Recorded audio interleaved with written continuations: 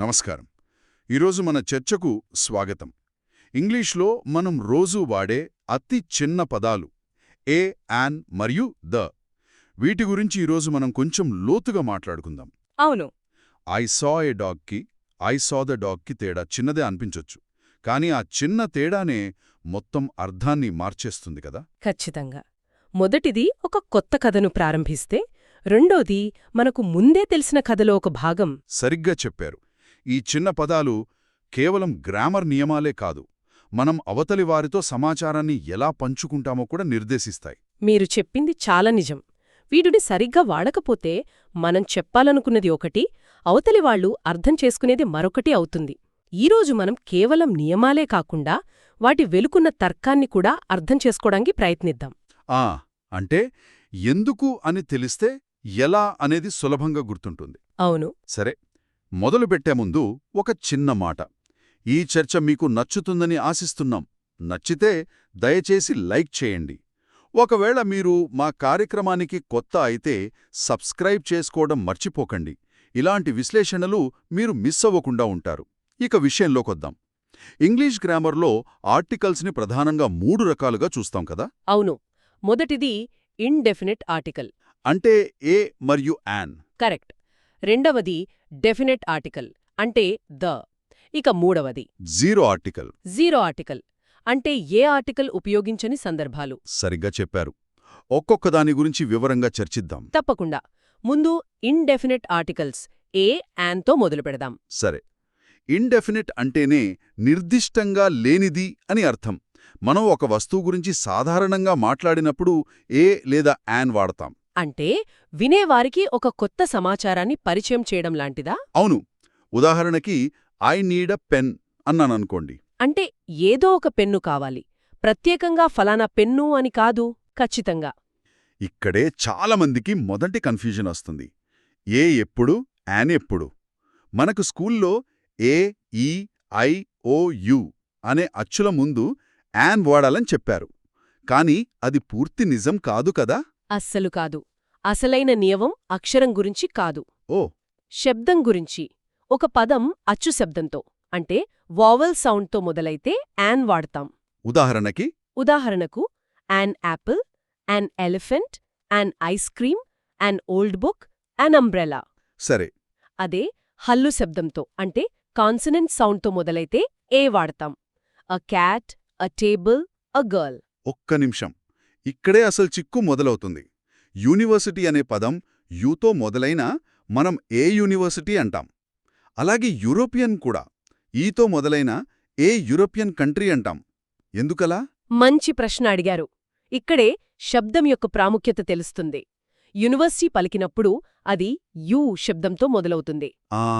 యో సౌండ్. అవును. ఇంగ్లీష్లో వై శబ్దం ఒక హల్లు. అందుకే అ యూనివర్సిటీ. అలాగే యూరోపియన్ పలికినప్పుడు కూడా యూ శబ్దం వస్తోంది.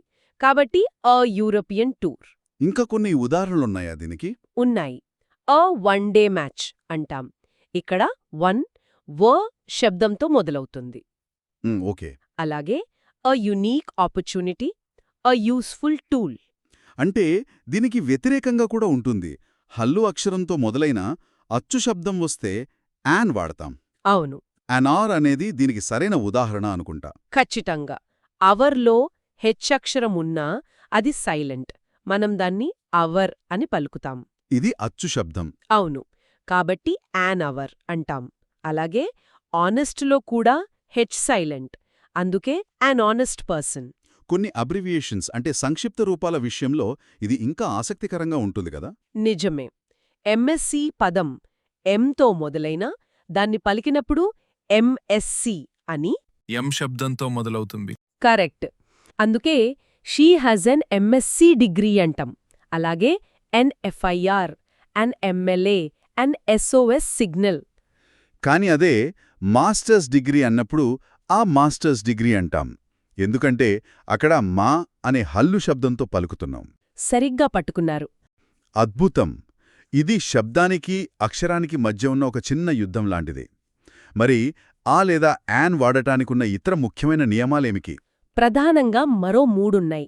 మొదటిది వీటిని కేవలం ఏకవచనంలో ఉన్న లెక్కించగలిగే నామవాచకాల ముందే వాడాలి. అంటే సింగులర్ కౌంటబుల్ నౌన్స్. అవును, మనం ఐ నీడ్ అ చైర్ అనగలం, కానీ ఐ నీడ్ అ చైర్స్ అనలేం. అలాగే లెక్కించలేని వాటి ముందు కూడా వాడకూడదు. గివ్ మీ అ వాటర్ అనడం తప్పు. నిజమే, కానీ give me a glass of water అనొచ్చు. ఎందుకంటే ఇక్కడ మనం గ్లాస్ని లెక్కిస్తున్నాం, నీటిని కాదు. అంతే. అలాగే a piece of information, a loaf of bread, a word of advice. సరే, ఇక రెండో నియమం. ఏదైనా విషయం గురించి మొదటిసారి ప్రస్తావించినప్పుడు వాడతాం.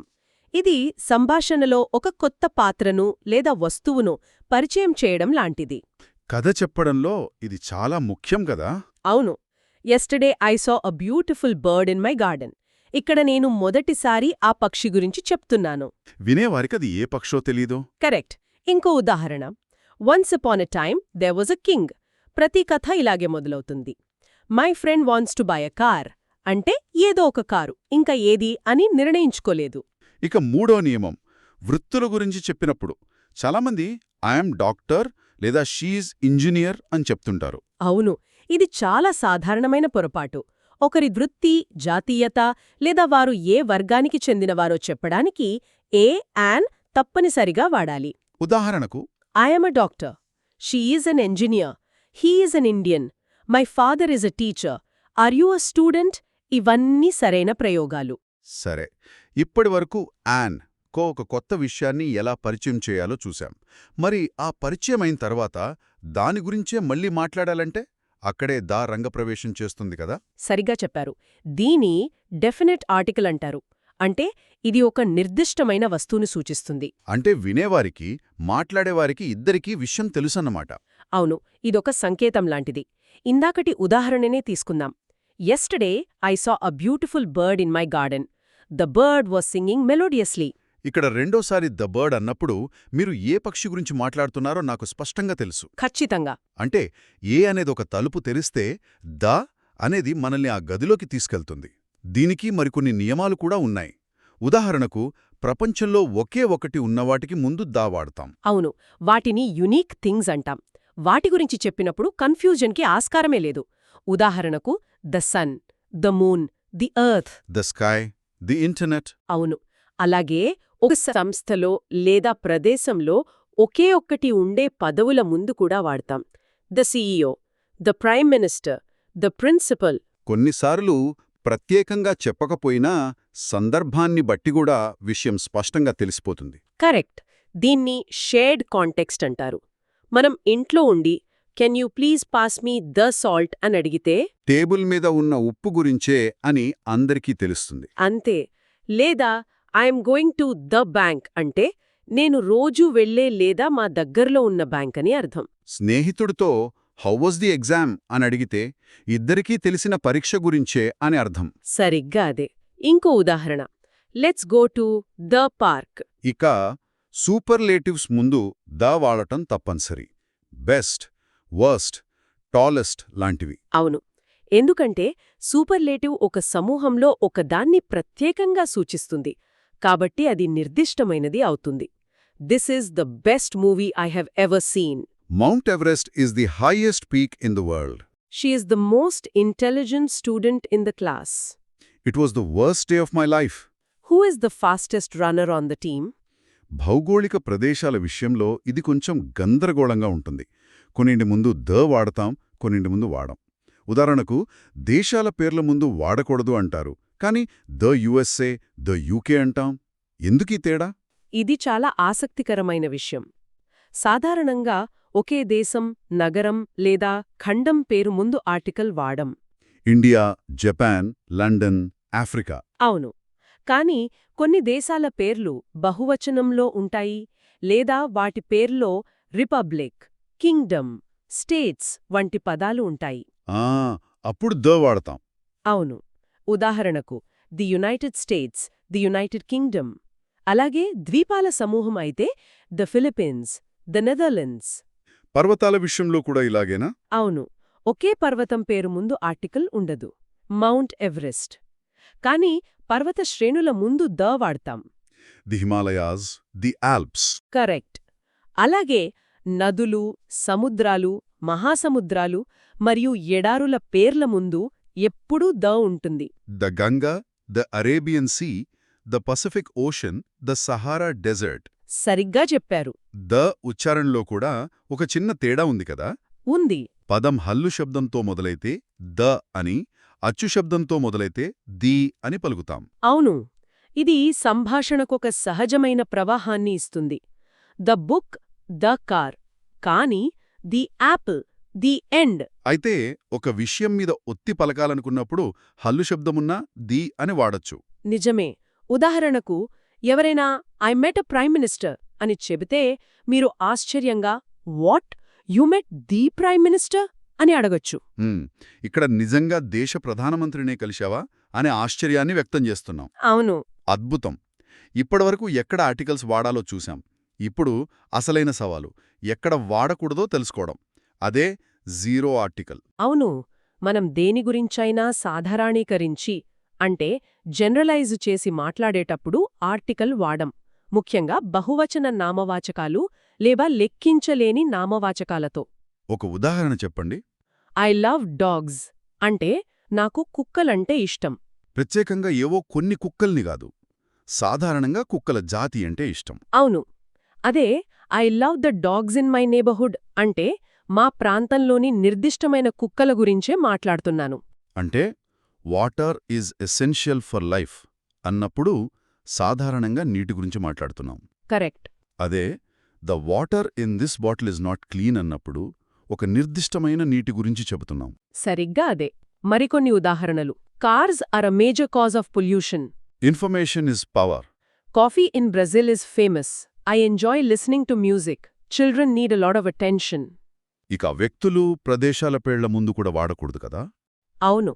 చాలా సందర్భాల్లో వాడతాం. వ్యక్తుల పేర్లు రవి, ప్రియా. నగరాలు హైదరాబాద్, న్యూయార్క్. దేశాలు ఇండియా, ఆస్ట్రేలియా. మనం ఇంతకుముందు చర్చించిన మినహాయింపులు తప్ప. అవును. భాషల పేర్ల ముందు కూడా ఆర్టికలుండదు. I'm learning Telugu. Do you speak French? క్రీడల పేర్ల ముందు కూడా అంతే. He plays cricket. I watch tennis. భోజనాల పేర్లు, పండుగల పేర్ల ముందు కూడా సాధారణంగా ఆర్టికలుండదు. What did you have for breakfast? We're having dinner at 8 p.m. I'll visit my family during Diwali. చివరిగా కొన్ని స్థిరమైన పదబంధాలలో అంటే ఫిక్స్డ్ ఎక్స్ప్రెషన్స్లో కూడా ఆర్టికల్ వాడం. At home, at work, by car, on foot. అవును. అయితే ఇక్కడ ఒక చిన్న సూక్ష్మభేదముంది. చెప్పండి. హీఈస్ అట్ స్కూల్ అంటే అతనొక విద్యార్థి, చదువుకోడానికి వెళ్లాడు. అదే his father went to the school to meet the principal అంటే తండ్రి ఒక సందర్శకుడుగా ఆ నిర్దిష్టమైన భవనానికి వెళ్లాడు. వావ్, ఇది చాలా ఉపయోగకరమైన తేడా. ఈరోజు చర్చతో ఆర్టికల్స్పై ఉన్న చాలా సందేహాలు తీరిపోయాయి. క్లుప్తంగా చెప్పాలంటే ఒక కొత్త విషయాన్ని పరిచయం చేయడానికి యాన్, అవును, ఇద్దరికీ తెలిసిన నిర్దిష్టమైన విషయం గురించి మాట్లాడటానికి ద, కరెక్ట్, మరి ఒక విషయం గురించి సాధారణీకరించి చెప్పడానికి లేదా చాలా ప్రాపర్ నౌన్స్కి ఏ ఆర్టికల్ వాడకూడదు. సరిగ్గా చెప్పారు. అయితే భాష ఎప్పుడూ నియమాల ఛత్రంలో ఇరుక్కునుండదు. సందర్భాన్ని బట్టి ఈ నియమాలు కూడా కొద్దిగా మారతాయి. ఉదాహరణకు వాటర్ లెక్కించలేనిది కాబట్టి దాని ముందు ఏ వాడకూడదు అన్నాం. అవును. కాని మనం ఒక రెస్టారెంట్లో వెయిటర్తో could we have 2 waters and a coffee please అని అడగవచ్చు. ఆహా, ఇక్కడ దాని అర్థం 2 glasses or bottles of water అని. అంతే. ఇక్కడ సందర్భం నియమాన్ని మార్చేసింది. నిజమే. అంటే ఈ నియమాలను ఒక మార్గదర్శకంగా తీసుకుని సహజంగా మాట్లాడేవారు వీటిని ఎలా వాడుతున్నారో గమనిస్తూ ఉండాలి. ఖచ్చితంగా. కేవలం నియమాలే కాకుండా ఆచరణ కూడా ముఖ్యమే. ఈ ఆలోచనతో ఈరోజు చర్చను ముగిద్దాం. మరో ఆసక్తికరమైన అంశంతో మళ్ళీ కలుద్దాం. విన్నందుకు ధన్యవాదాలు.